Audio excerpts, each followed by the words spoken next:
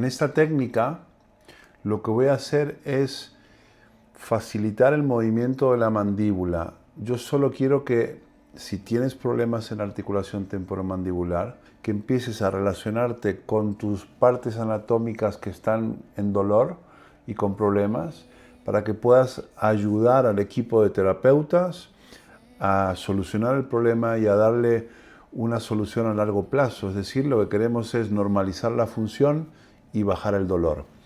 Esta técnica es apoyarse en los dientes mandibulares, ¿vale? De la mandíbula. Y es, simplemente quiero que con el dedo gordo, lo voy a hacer por fuera, entres, te apoyes en los dientes, esta mano va a reposar sobre la mandíbula y te quedes un ratito ahí. No tienes que hacer nada, no tienes que mover nada en exceso, solamente vas a aprender a colocar la mano ahí y a dejar que tu propia mano y el propio peso del cuerpo ejerzan un estímulo a nivel de los ligamentos y de la articulación. Esto es una técnica más articulatoria y para ligamentos.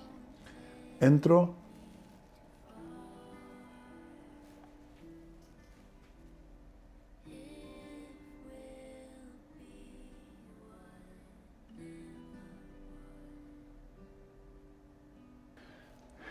Aquellos que habéis pasado por etapas de rehabilitación y habéis notado la terapia manual en boca, sabéis que a veces hacemos ciertos movimientos pasivos.